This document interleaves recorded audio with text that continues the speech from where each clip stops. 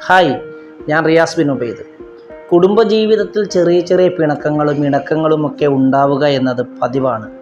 എന്നാൽ നിങ്ങളുടെ പങ്കാളി എപ്പോഴെങ്കിലും നിങ്ങളോട് ദേഷ്യം പിടിച്ചിരിക്കുകയാണെങ്കിൽ, അത് നിങ്ങൾക്ക് തിരിച്ചറിയാൻ പറ്റുന്നില്ല എങ്കിൽ, ആ തിരിച്ചറിയാൻ പറ്റുന്ന ചില അടയാളങ്ങളാണ്, അതായത് നിങ്ങളുടെ പങ്കാളി നിങ്ങളോട് ദേഷ്യം പിടിച്ചിരിക്കുകയാണ് എന്നതിൻ്റെ അടയാളങ്ങൾ അല്ലെങ്കിൽ ലക്ഷണങ്ങളാണ് എന്ന് ഞാൻ നിങ്ങളുമായിട്ട് പങ്കുവെക്കുന്നത്. സൈക്കോളജിയുമായി ബന്ധപ്പെട്ട കൂടുതൽ അറിവുകൾ ലഭ്യമാകാൻ ഈ ചാനൽ നിങ്ങൾ സബ്സ്ക്രൈബ് ചെയ്യുക. ഇഷ്ടപ്പെട്ടാൽ മറ്റുള്ളവർക്ക് ഷെയർ ചെയ്ത് കൊടുക്കാൻ മറക്കണ്ട. നിങ്ങളുടെ പങ്കാളി നിങ്ങളോട് ദേഷ്യം പിടിച്ചിരിക്കുകയാണോ എന്ന് മനസ്സിലാക്കുവാനുള്ള ഒന്നാമത്തെ പോയിന്റ്, അവർ നിങ്ങളുടെ മുഖത്ത് നോക്കില്ല എന്നതാണ്. അതായത് നിങ്ങളോട് പിണങ്ങിയോ ദേഷ്യപ്പെട്ടോ നിങ്ങളുടെ പങ്കാളി ഇരിക്കുകയാണ് എങ്കിൽ അവർ നിങ്ങളുടെ മുഖത്ത് നോക്കുന്നത് പരമാവധി ഒഴിവാക്കും. കൂടാതെ അവർ നിങ്ങളിൽ നിന്നും പരമാവധി ഒഴിഞ്ഞു മാറുകയും ചെയ്യും. രണ്ടാമതായിട്ട് പറയുവാനുള്ളത് അവരുടെ സംസാര ശൈലിയാണ്. അതായത് അവർ എപ്പോഴും നമ്മളോട് സംസാരിക്കുന്നത് പോലെ ആയിരിക്കില്ല അവർക്ക് ദേഷ്യവും പിണക്കവും ഒക്കെ ഉണ്ടാകുന്ന സമയത്ത് നമ്മളോട് സംസാരിക്കുന്നത്. അവിടെ അവർ വളരെ വ്യക്തമായിട്ട് അവരുടെ പിണക്കവും ദേഷ്യവുമൊക്കെ അവരുടെ സംസാരത്തിൽ നിന്നും വളരെ വ്യക്തമായിട്ട് നമുക്ക് മനസ്സിലാക്കുവാൻ സാധിക്കും.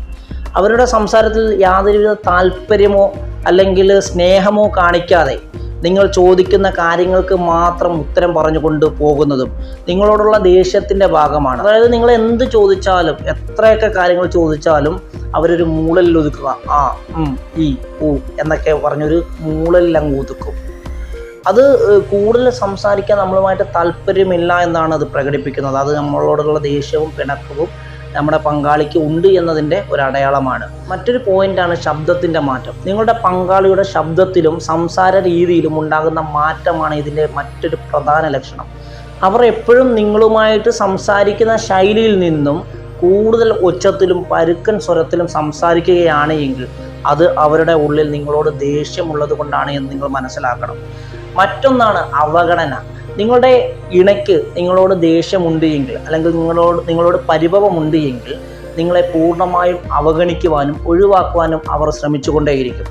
നിങ്ങളുടെ കോളുകൾ, നിങ്ങളുടെ മെസ്സേജുകളെല്ലാം അവഗണിക്കുകയും നിങ്ങൾ തമ്മിൽ ഒരുമിച്ച് സമയം ചെലവഴിക്കാതിരിക്കുവാൻ പരമാവധി കാരണങ്ങൾ അവർ സ്വയം കണ്ടെത്തുകയും ചെയ്യും. മറ്റൊന്ന് ഒഴിഞ്ഞു മാറും.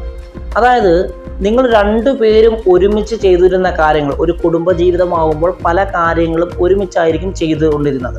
അങ്ങനെ ഒരുമിച്ച് ചെയ്യുവാൻ അല്ലെങ്കിൽ ചെയ്തുകൊണ്ടിരിക്കുന്ന കാര്യങ്ങളൊക്കെ ഉണ്ടല്ലോ, അങ്ങനെ ആ കാര്യങ്ങളെല്ലാം ആദ്യം തന്നെ ഇവർ ചെയ്തു തീർക്കുകയോ അല്ല എങ്കിൽ എന്തെങ്കിലുമൊക്കെ കാരണം കണ്ടെത്തി അതിൽ നിന്നും ഒഴിഞ്ഞു മാറുകയോ ചെയ്യും.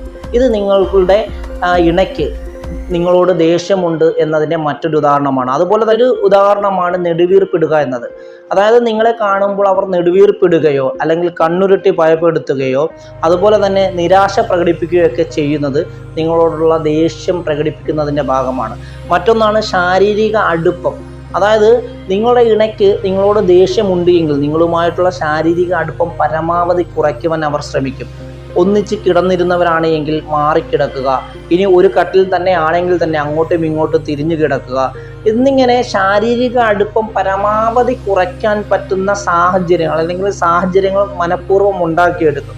ഒരു കാരണവശാലും ഒന്നിച്ചിരിക്കുവാനോ ഒന്നിച്ച് കിടക്കുവാനോ അവർ ശ്രമിക്കുകയില്ല. അതുപോലെ തന്നെയാണ് വിമർശനം ഉന്നയിക്കുക എന്നത്.